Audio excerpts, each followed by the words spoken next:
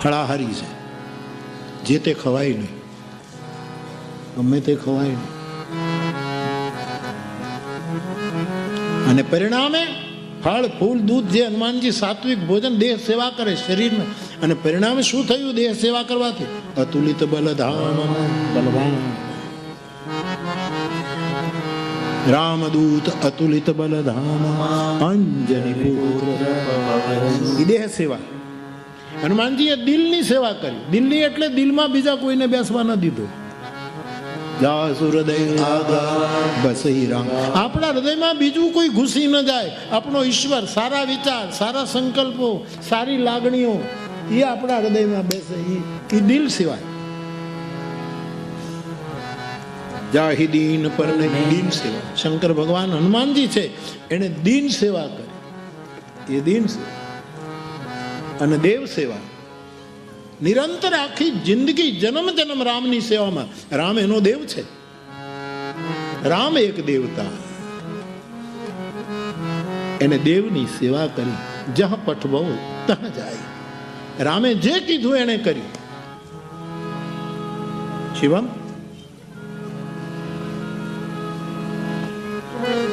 ઉત્તરકાંડમાં જ્યારે રામ રાજ્યની સ્થાપના થઈ ગઈ અને 6 મહિના વીત્યા પછી ભગવાને બધાને વિદાય આપી. તમારા ઘરે જાઓ બધા, હવે તમારા ઘરે જઈ અને તમારા કર્તવ્યો નિભાવો. હનુમાનજીને કેમ વિદાય ના આપી? હનુમાનજી ઉભા છે. ભગવાને પૂછ્યું કે હનુમાન, મેં બધાને કીધું હવે તમે જાઓ, લંકા જાઓ, કિષ્કિંધા જાઓ, ફલાણે જાઓ, આમ જ્યાં જ્યાં તમે રહેતા હતા વાંદરાઓને કીધું હવે તમે જાઓ. અબ ગઈ જાઓ હું સખા છું, હવે તમે બધા તમારે ઘરે. હનુમાનજી ઉભા છે. એટલે હનુમાનજીને પૂછ્યું, બધાએ કીધું કે ભાઈ બધાને જવાનું કીધું, બધા નીકળ્યા, પણ આ કેમ ઉભા?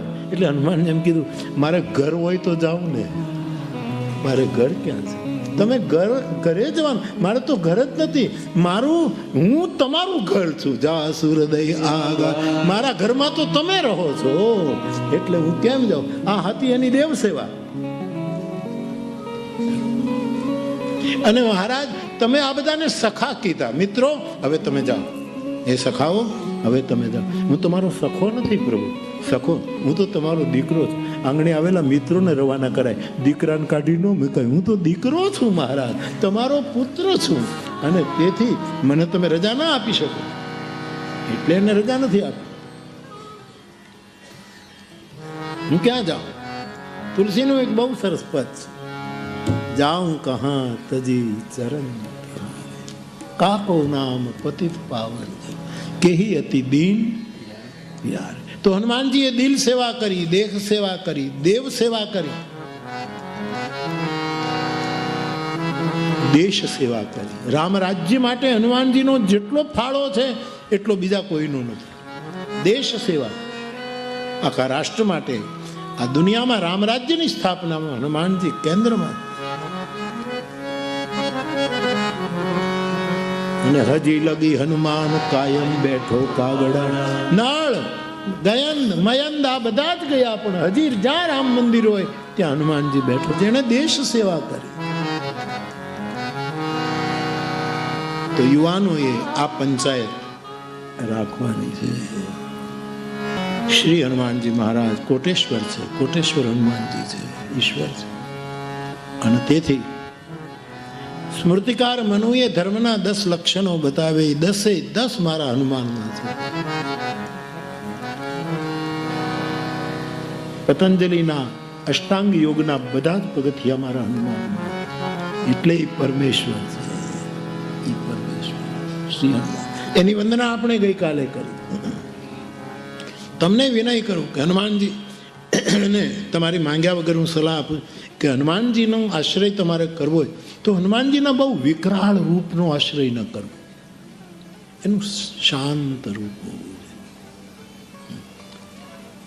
મારતા હોય, કાપતા હોય તો ઘણા લોકો તો બધા દાંત બહાર નીકળી ગયા હનુમાનજી, એવા એવા. તમે જેના દર્શન આપણે કરીએ ને ધીરે ધીરે એવા થઈ જઈએ છીએ.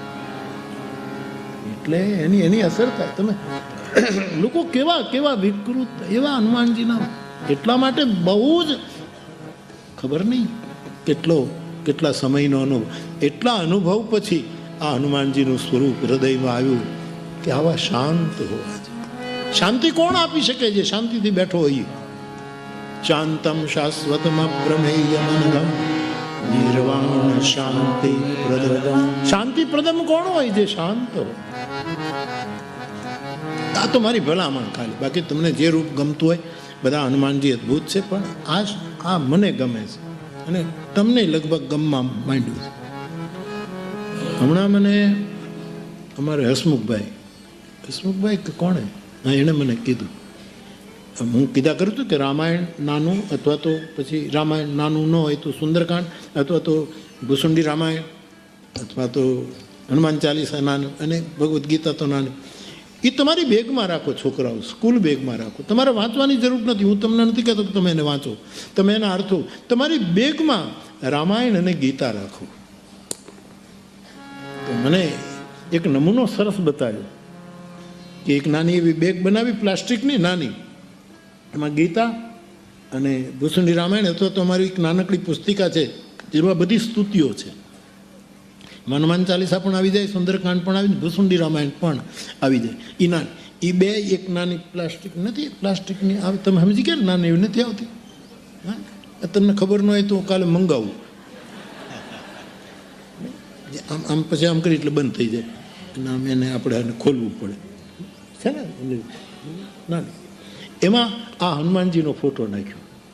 હનુમાનજીનો ફોટો, એની પાછળ આવી નાનકડી બેગો કરીને તમારા બાળકોની સ્કૂલ બેગમાં પધરાવી દો. આ બહુ સરસ થઈ ગયું છે, બહુ સરસ. આ વિચાર જ જે મને મળ્યો એના ઉપરથી પછી આ મેં જે આગળ પછી રામાયણ આ બધું કર્યું એનું બહુ સરસ. મેં જયદેવને કીધું કે તું આવી બેગનો નમૂનો બતાવે, કે એમાં હનુમાનજી હોય, રામાયણ ગીતા હોય, અને જે કોઈ આવે, છોકરાઓ આવે, શિક્ષકોને આપી દે. શિક્ષકો, અમારા પ્રાઇમરી સ્કૂલના શિક્ષકો ઉદાર જ હોય, પણ આટલા ઉદાર હોય મેં પહેલી વાર જોઈ. ઉદાર જ હોય. એણે અમારી સ્કૂલમાં અમારા બાળકોને અમારે ખર્ચે આ બધું અમે આપશું, આવા સંકલ્પો કર્યા. આ બહુ જ જરૂરી છે. આ પણ એક મોટી સેવા છે. તો હનુમાનજીનું સૌમ્ય સ્વરૂપ હોય, ધ્યાન ધરતા સ્વરૂપ. ઘણા મને એમ પૂછે કે હનુમાનજી આપણી સામે જોવે, આનું ધ્યાન. તું એની સામે જોયા કરીને તને એ જોવે, તું એ આંખ બગાડે નહીં. ભરોસો. તો સ્મૃતિકાર મનુના ધર્મના 10 લક્ષણ શ્રી હનુમાનજીમાં દેખાય. ભગવાન રામનો કોઈ ધર્મરથ હોય તો પ્રત્યક્ષ મારે કહેવું જોઈએ એ હનુમાન છે. જેમાં સૌરજ, ધીરજ, તેહિરથ, ચાકા, કેટલા લક્ષણો જે ધર્મરથમાં બતાવ્યા છે. 32 લક્ષણ. આમ જુદા જુદા એનું વિસ્તાર કરું દાદાના જુબાનમાં કે એકના વિસ્તાર તો 32 થઈ જાય. એના પેટા ભાગને વિસ્તાર કરી 32 લક્ષણો ધર્મ. અને શ્રી હનુમાનજી એ 32 લક્ષણો ધર્મ છે, ધર્મરથ છે, જેના ઉપર હનુમાનજી આરૂઢ થાય છે. આ એનો ધર્મરથ છે. 32 નો હનુમાનજીનો આંકડો બહુ. તુરત પવન સુત 32 લક્ષણો ધર્મ એ હનુમાન છે. માટે હનુમાનજીનો આશ્રય કરો.